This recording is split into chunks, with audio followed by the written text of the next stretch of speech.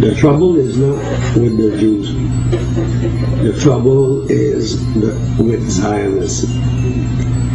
Jews don't like Zionists. Most Zionists are false Jews.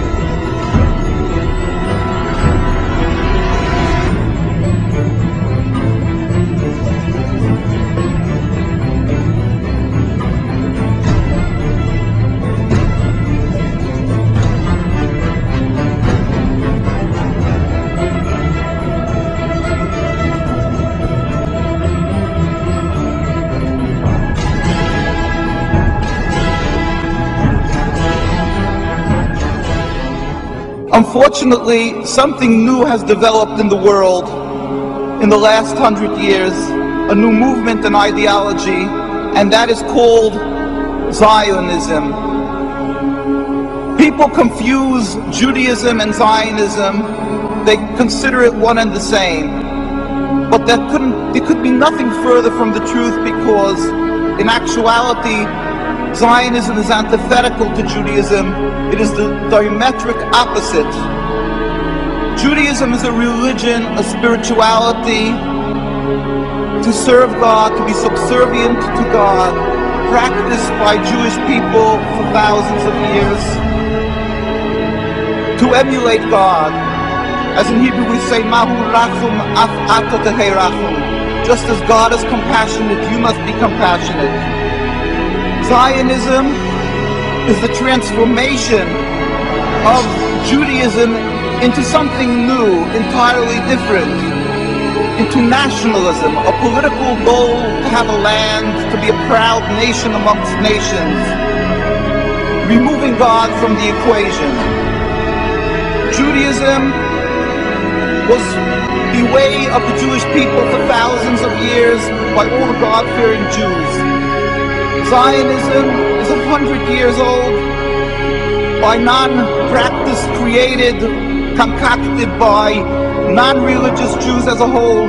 Theodor Herzl, people who detested and abhorred the religion and looked for a way out, for a way to be considered still distinguished people and still remain not people who were thrown out of the community, so they gave themselves a new form of Judaism.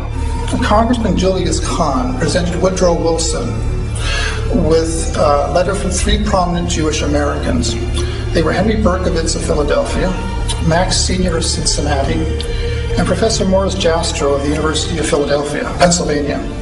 It read in part, "We raise our voices in warning and protest against the demand of the Zionists for the reorganization of the Jews as a national unit, to whom now or in the future territorial sovereignty in Palestine shall be committed. This demand not only misrepresents the trend of the history of the Jews, who ceased to be a nation 2,000 years ago, but involves the limitation and possible annulment of the larger claims of Jews for full citizenship and human rights in all lands in which those rights are not yet secure.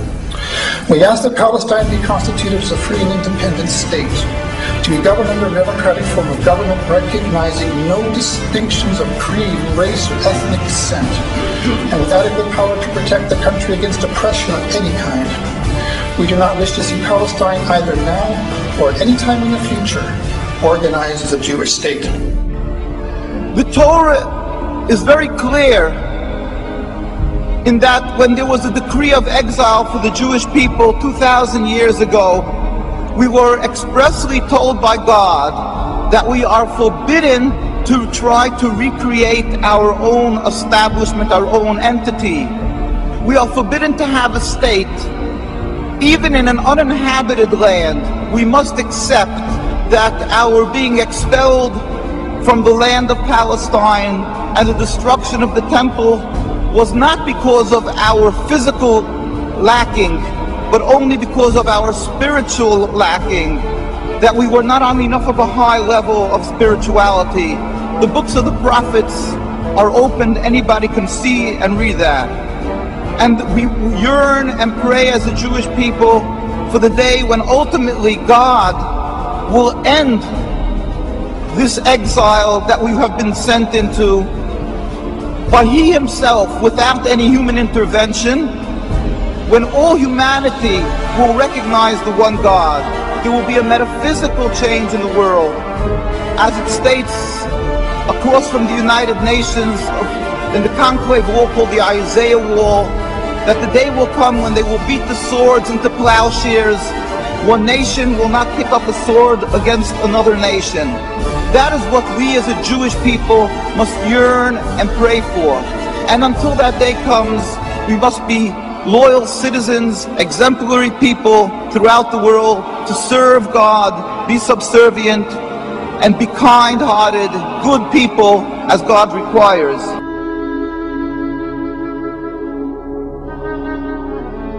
I start by saying that I'm a Palestinian with strong Armenian roots, with a commitment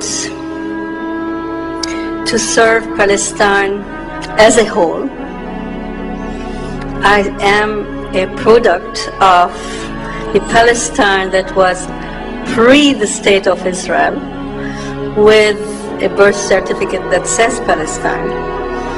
And I think I have inherited that vision of that beautiful geographical spot that is a melting pot of different ethnic groups, which in my Christian faith is also the cradle of Christianity, but also the source of Judaism and Islam.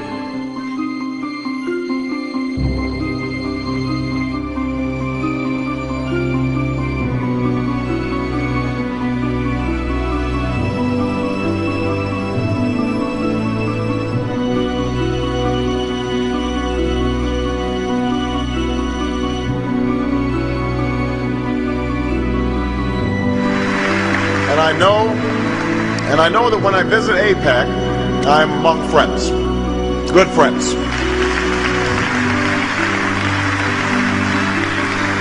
Friends who share my strong commitment to make sure that the bond between the United States and Israel is unbreakable today, unbreakable tomorrow, unbreakable forever.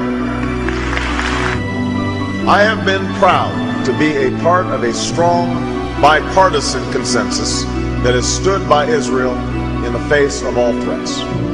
That is a commitment. That is a commitment that both John McCain and I share, because support for Israel in this country goes beyond party.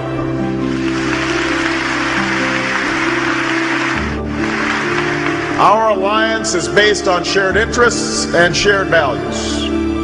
Those who threaten Israel threaten us. Israel has always faced these threats on the front lines, and I will bring to the White House an unshakable commitment to Israel's security. We know that the establishment of Israel was just and necessary, rooted in centuries of struggle and decades of patient work.